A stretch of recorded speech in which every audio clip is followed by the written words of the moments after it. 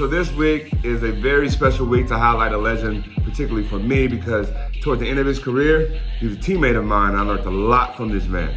I'm talking about no other than the great Aeneas Williams. Aeneas have a very funny and interesting story about how he made himself to the NFL. He once worked in the Superdome as a kid because he's born and raised in New Orleans. He would go on to be a part of a high school team that would have 4 teammates to be in the National Football League in the future. Aeneas would not receive any scholarship offers coming out of high school, which he would find himself walking on to a historical black college by the name of Southern University. Check this out.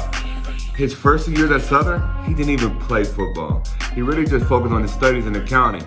But thanks to a teammate in Southern named by the name of Maurice Hurst, he convinced Aeneas to come out and try to walk on his junior year. In doing so, by the 5th game of that season, Aeneas would start seeing defensive snaps, and by that senior year, he led the all-SWAC in interceptions with 11. Having those 11 interceptions, he would find himself being drafted in the 3rd round of the 1991 draft. Not bad for a guy that didn't have any scholarship offers. In the 1990s, Aeneas Williams was a shutdown corner. He took on some of the best receivers in the 90s, and some of those battles I recall very vividly were against the Dallas Cowboys and Michael Irvin. Aeneas Williams' first playoff game, it was against the Cowboys, where he would go on to pick off Troy Aikman 2 times, leading the Phoenix Cardinals at the time to their first playoff win since 1947. The very next week, he would go on to play a divisional game against the Minnesota Vikings. Although they would come up short, he wouldn't. He would come up with another interception. Just a pure dominance from a man that took his craft very seriously. That's why in 2001, it was a huge shock when the Cardinals decided to trade Aeneas to the St. Louis Rams. In that 2001 season, Aeneas was not done picking up quarterbacks and taking them to the house. In his first season in St. Louis, he would have 2 pick sixes. Between 1998 to 2002 playoff run, he set an NFL record with the most consecutive playoff games with interceptions, 4. Those 4 quarterbacks that he picked off, Troy Aikman, Brett Favre, Randall Cunningham, Donovan McNabb. Aeneas Williams would go on to play in the Super Bowl that year with the St. Louis Rams, and although they would come up short, it was not because of his leadership and his dedication to the sport and to the game of football. That's why it was pretty funny for me to be actually doing this legend on Aeneas, because when I walked into that locker room, although I probably never let on to him knowing that I knew exactly who he was, in 2004, I was going to walk as a rookie. I would walk into that locker room, and I was positioned between a Marshall Faulk to my left and Aeneas Williams locker to my right. At that time, I knew right away what the signal that the St. Louis Rams were sending me, what kind of expectation they had for me, and naturally, being around those 2 guys, what I had for myself. It would be Aeneas' practicing habits that would have the biggest effect on my career.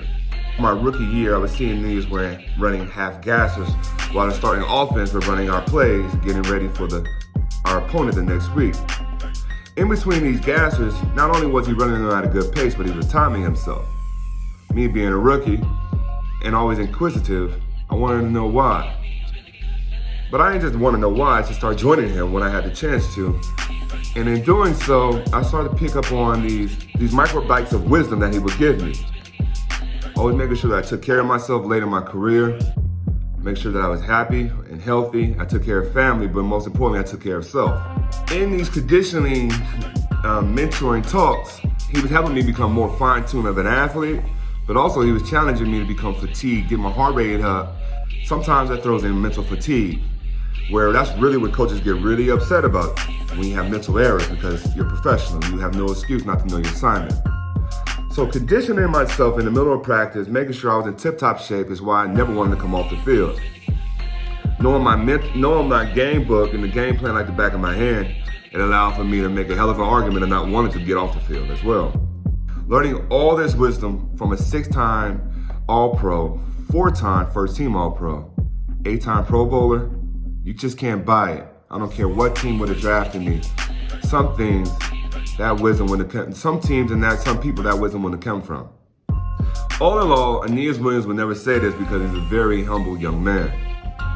He's the Mr. Pick Six that you never heard of. Aeneas Williams was a heaven sent to have as a big brother in the locker room as I found my way in this career of National Football League. To have people like him to reach back, pay it forward.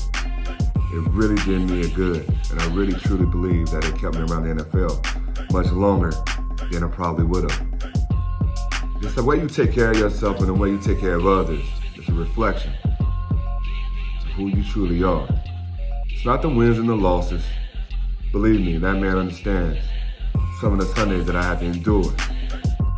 But it's about coming out on the other side, understanding that it's not truly what defines you, but how you overcome those shortcomings and those challenges is really what people remember. And I'll never forget Aeneas Williams. He's a gem.